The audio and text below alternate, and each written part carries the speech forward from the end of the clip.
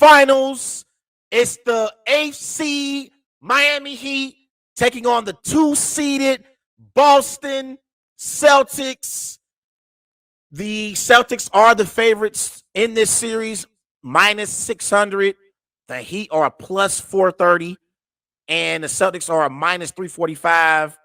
Heat are a plus 270 for game one. These two teams faced off against each other in the Eastern Conference Finals last year.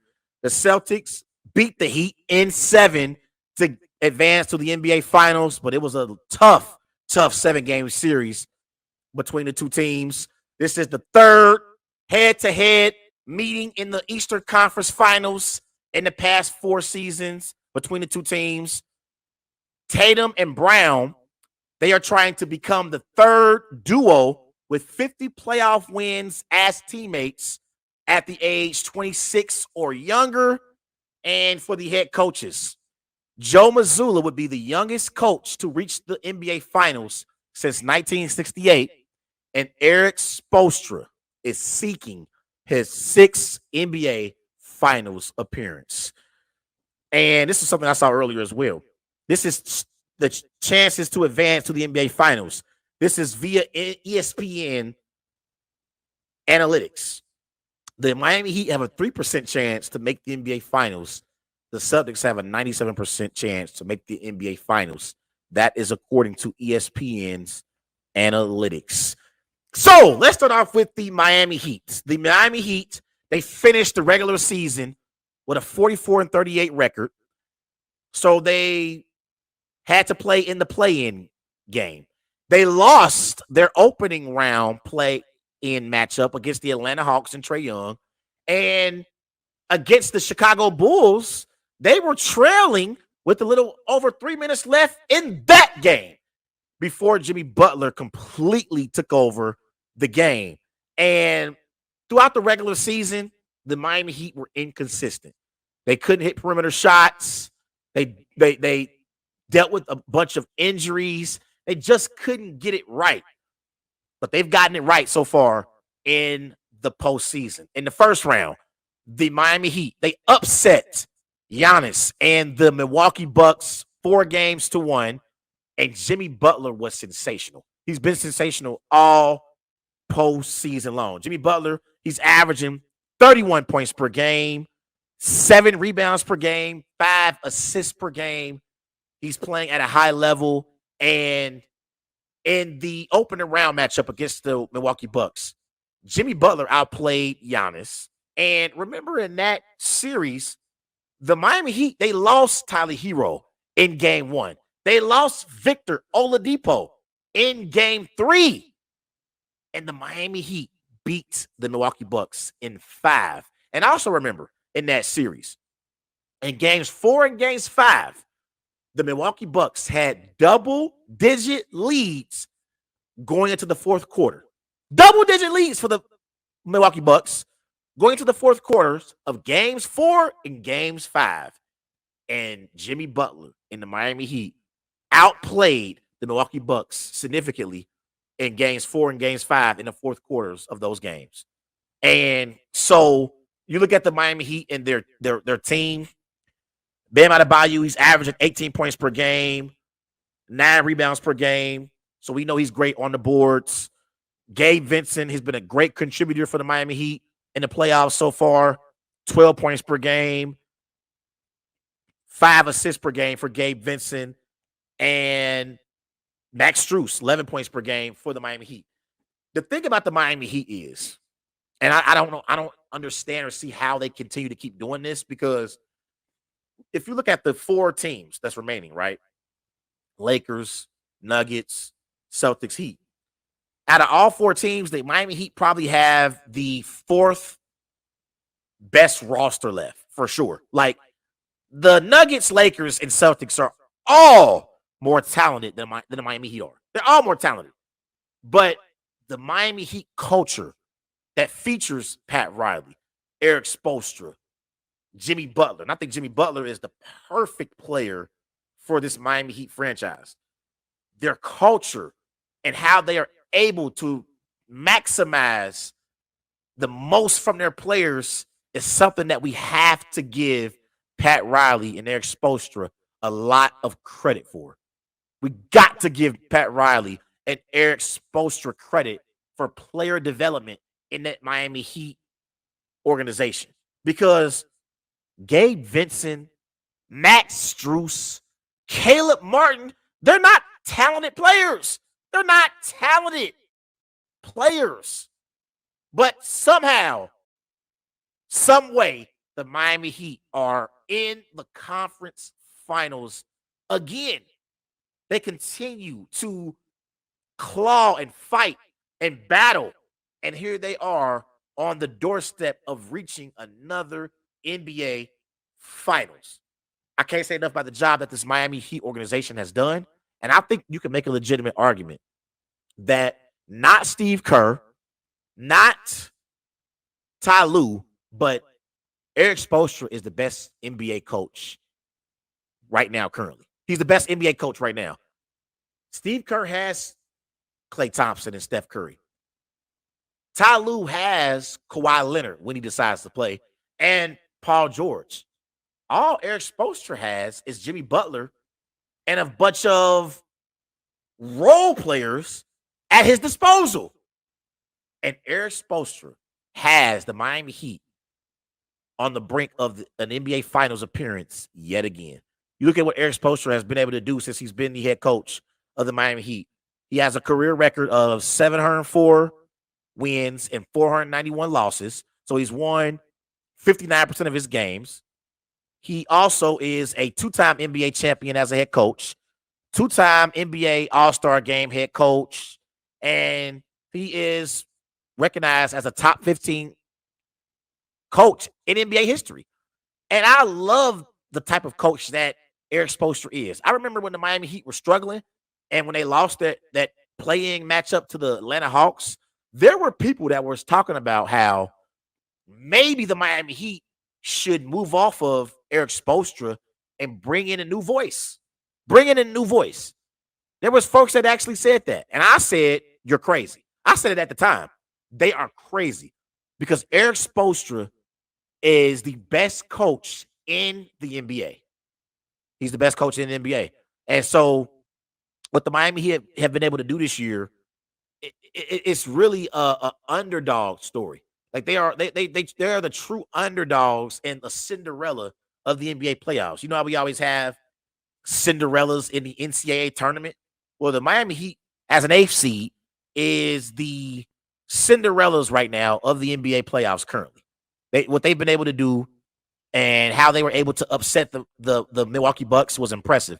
I had them beating the New York Knicks. I really did, because I know that Julius Randle is a no-show in big games. I know how great Jalen Brunson is, but Julius Randle is a no-show in big games, and he's really not a 1 or a 2 on a championship contender. I think Randle is more of like a 3, or maybe even a 4. But I had the Heat beating the Knicks in the conference semifinals, and they played great.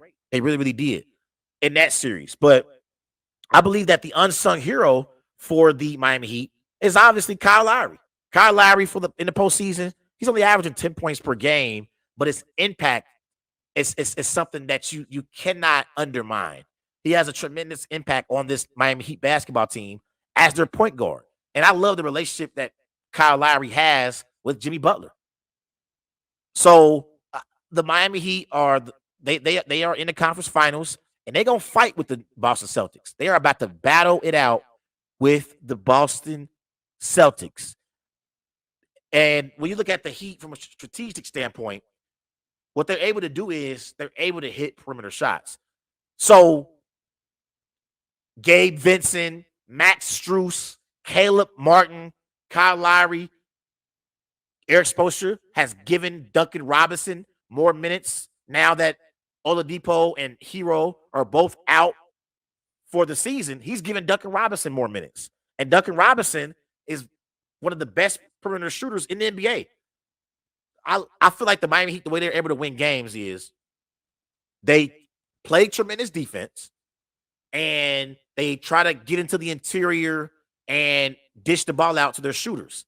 And also they have Bam contribute offensively, where Bam, he's not a great low post scorer like a Jokic or an Embiid, but Bam can hit some perimeter shots at that elbow. That he can hit a lot of elbow jump shots. But they always basically try to position themselves to be close. That way in the fourth quarter, they can have Jimmy Butler bring them home. Because that's their recipe and their formula on how to win games. Keep it close in the first three quarters and have Jimmy Butler bring them home.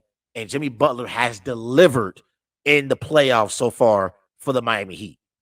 I think he had like 56 points in game 4 in their series against the Milwaukee Bucks. And then he had like 42, I believe, in game 5. So Jimmy Butler has been sensational, and the Miami Heat have been great as overall franchise. Now, let's look at the Boston Celtics. The Boston Celtics have been the overwhelming favorites to come out of the East and win the NBA Finals all season long. They are led by first-year head coach Joe Mazzulla. And I have my questions about Joe Mazzulla throughout the regular season and damn sure in the playoffs in these first 2 series against the Hawks and the Sixers. Because Joe Mazzulla wasn't really making no adjustments. And I saw Ime Udoka make adjustments for the Boston Celtics last year in their route to the NBA Finals. I saw it. Also, at one point during the playoffs, their numbers could have improved. But at one point in the playoffs, the Celtics were ranked 10th amongst teams in the second round. So in the second round, obviously, it was 8 teams remaining. And so the Celtics had the 10th best defensive rating in the playoffs. And last year, under Ime Udoka, the Celtics were a much, much better defensive basketball team. Defensively, they made more of an impact under Udoka than what they made under Mazzulla. And I feel like sometimes when I watch the Celtics, all they want to do is just jack up threes. They want to just shoot threes all game long. That's all they want to do. And sometimes I be watching them and I'm thinking, you got Jaylen Brown. You got Jason Tatum. You got Derek White. You got Malcolm Brogdon. Attack the interior sometimes. Drive the basketball and attack the rim. You don't always have to settle for perimeter shots. And it's like all they want to do is shoot perimeter shots and outscore you. And that is not a recipe for success if you are the Boston Celtics. The Celtics, they hung their hat on last year defense. Remember in the first round last year against the Brooklyn Nets, the way that the Celtics defensively, the way that they were able to suffocate Kyrie Irving and Kevin Durant, they frustrated Irving and Durant that entire first round series. That's why they beat the Nets 4-0. And the games were actually close, but we knew that the Celtics was by far the better basketball team than the Nets were last year. So I thought last year the Celtics, they hung their hat on defense more so than offense. And this year, it's the opposite. They're playing more offense and trying to outscore you compared to playing great defense. Now, I thought they did a great job in game 6 against the Sixers, holding the Sixers to only 13 points in the fourth quarter. And they held the Sixers to 86 points for the game. And then they held the Sixers to 88 points in game 7. But in order for the Celtics to get back to the NBA Finals and reach their ultimate goal, they got to play more defense. They got to play more defense. And again, as critical as I've been in the past of Joe Mazzulla, I got to give him credit for making that adjustment, starting Robert Williams in game 6. And the starting lineup with Marcus Smart, Jaylen Brown, Jason Tatum, Al Horford, and Robert Williams, that was the lineup that got the Celtics to the NBA Finals last year. So he wanted to go small in the first 5 games of the series, but he realized that I need more defense on the floor. And he substituted offense for defense by bringing in Robert Williams. And so, I think he had Derek White starting at first, and he put Derek White on the bench and brought in Robert Williams. So that was a great adjustment for Joe Mazzulla.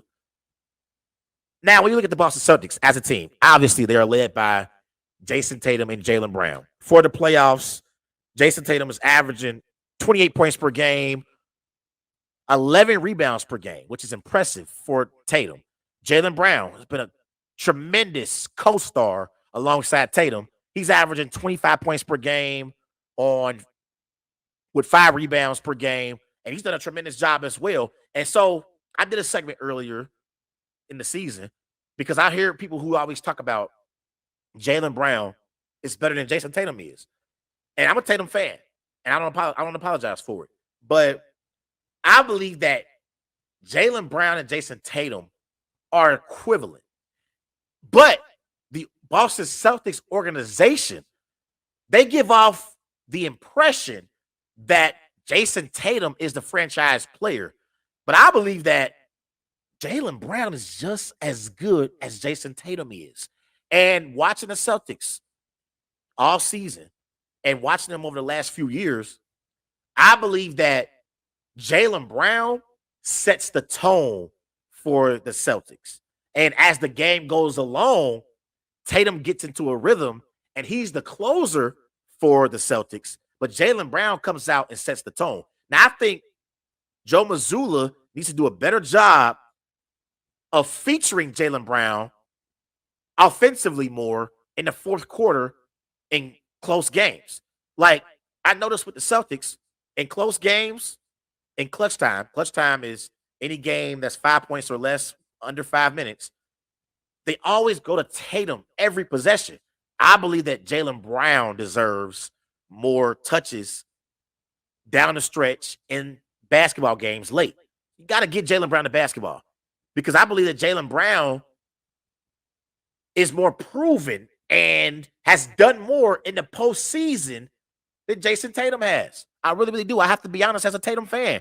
Jaylen Brown, I believe that opposing teams, they fear Jaylen Brown more than Jason Tatum in the playoffs. Last year in the finals, even though the Celtics got beat by the Warriors, if the Celtics were able to win that series, Jason Tatum would not have been the NBA Finals MVP. It would have been Jaylen Brown. Tatum got completely shut down by Andrew Wiggins in the finals last year. Now, again, I do believe that Tatum has more upside than Brown has. Like, I think Jaylen Brown has maxed out, but Jaylen Brown is a tremendous player. I think he's one of the best young players that we have currently in the NBA. But I think Tatum has more upside. And I think Tatum has to do a better job of being more like more fierce, more like demanding the basketball. Like, I love the fact after game 6, because remember in game 6, Tatum was struggling. He was struggling. He started off the game. This is Jason Tatum in game 6 against the Sixers. Tatum started off the game with 7 points, shooting 1 of 14 from the floor, 7%, 0 of 6 from three-point range. In the final 4 minutes of the game, Tatum had 12 points, shot 4 of 7 from the floor, 57% from the floor, 4 of 5 from three-point range. I thought as bad as Tatum was in the first 3 quarters, he completely flipped the script in the fourth quarter, and he saved the Celtics season. He saved their season. And I thought that carried over into game 7. And so I don't want my best player or my NBA star to be nice on the court.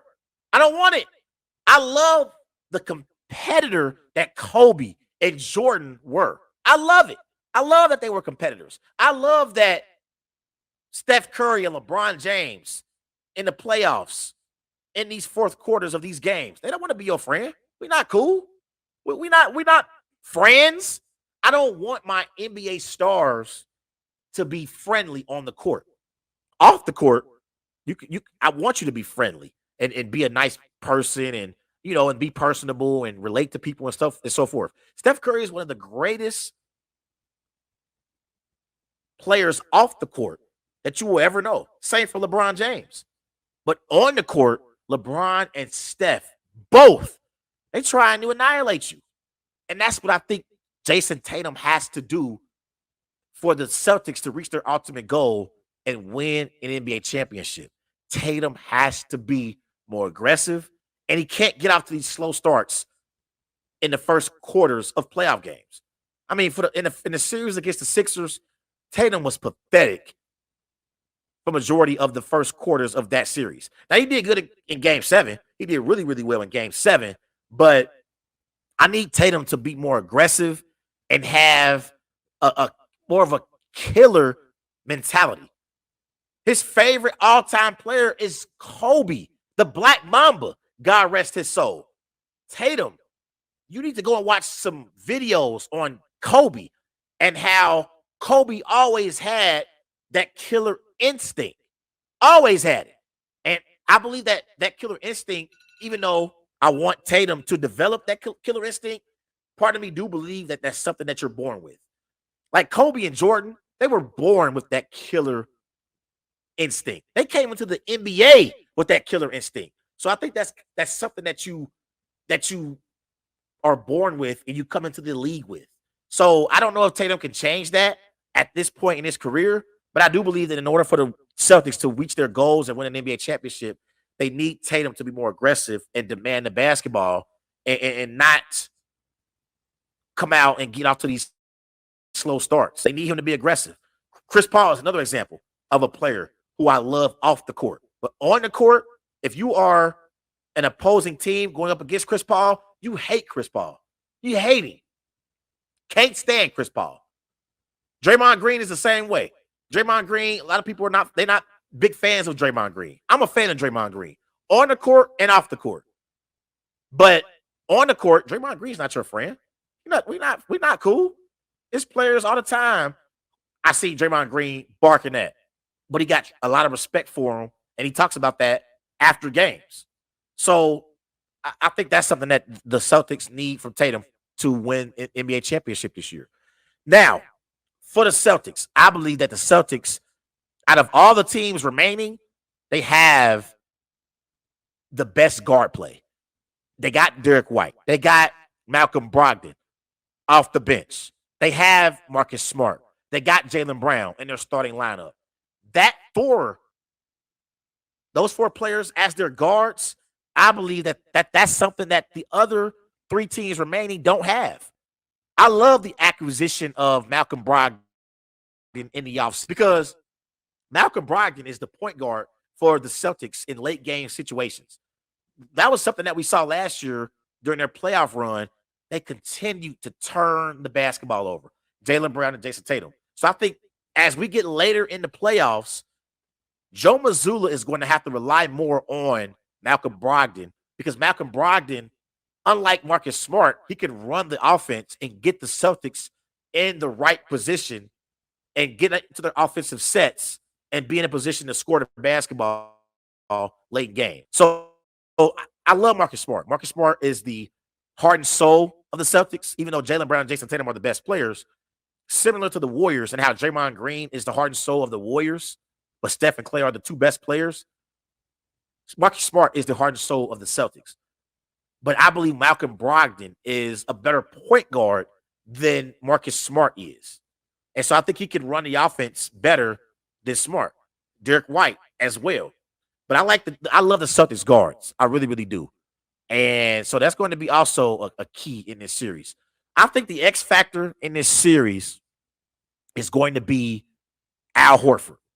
Because in the series against the Sixers, Al Horford couldn't throw the basketball in the ocean. He couldn't throw the basketball in the ocean. He was awful in that series. If you can have Al Horford on the perimeter and he's able to hit perimeter shots and bring Bam out of the interior, that will open up driving lanes for Jaylen Brown and Jason Tatum in this matchup. So Al Horford has to hit perimeter shots. Now, I'm interested to see if Joe Mazzulla goes back to his small ball lineup with Derek White, with Jaylen Brown, with Tatum, and Horford and stuff. I'm wondering to see if he's going to do that. That's going to be interesting in this series for sure. Because before Game 6, Mazzulla went Derek White, Marcus Smart, Jaylen Brown, Tatum, and Horford. And he made the adjustment starting Robert Williams over Derek White. And I'm interested to see how he goes into this series against the Miami Heat. I would expect him to go small.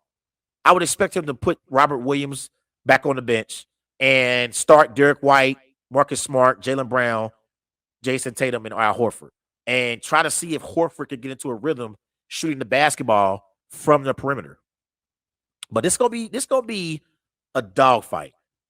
And so if you're the Celtics, you're gonna look at the Heat as being the opposite of the Sixers. Like the Sixers have talent in Joel Embiid and Tyrese Maxey, and James Harden is an all-time great. As critical as I am of James Harden is one of the greatest shooting guards in NBA history. And they got Doc Rivers, one of the best coaches in NBA history, right? The Heat don't have as much talent as the Sixers have. But what the Heat have that the Sixers did not have is the mental toughness. And I believe that the Miami Heat, they are more of a mentally tough basketball team than the Philadelphia 76ers are. So the Celtics, they cannot take the Heat lightly. They cannot take the Heat lightly. They have to take the Heat serious. And the Celtics have a habit of when you least expect it, when you expect them to basically play better than the opposing team and prove why they are the Eastern Conference defending champions, they have letdowns. It happened in the Sixers series. Up 2-1, they lose game 4 against the Sixers in Philadelphia. They come back home for pivotal game 5, the biggest game of the season, and they lose in game 5 at TD Garden. They win game 6 and game 7, but the Celtics, they play down to the competition and they make things harder than it needs to be. They are not a team that when you have expectations of the Celtics, they will have a letdown. Last year it happened in the Eastern Conference Finals, even against the Miami Heat. They were up 3-2 over the Miami Heat. Game 6 at TD Garden, a chance to punch their ticket to the NBA Finals, and they lose to the Miami Heat and Jimmy Butler. They had to go to Miami for game 7, and they outplayed the Heat in the first 3 quarters of that game. But in the fourth quarter, Jimmy Butler started going crazy. And if it wasn't for a Jimmy Butler missed 3 in the final 30 seconds of that game, the Heat could have upset the Celtics. So the Celtics cannot mess around in this series. So with all that being said, because the Celtics have the ability to be inconsistent and not and play down to their competition, I'm going to roll with the Celtics to beat the Heat in 6. I feel like the Celtics should beat the Heat in 5, and it should be a gentleman's sweep because Jimmy Butler can get you 1. But I think because of the Miami Heat and how they play hard, and the Miami Heat have the advantage from a head coaching perspective, I believe that the Celtics will beat the Miami Heat in 6.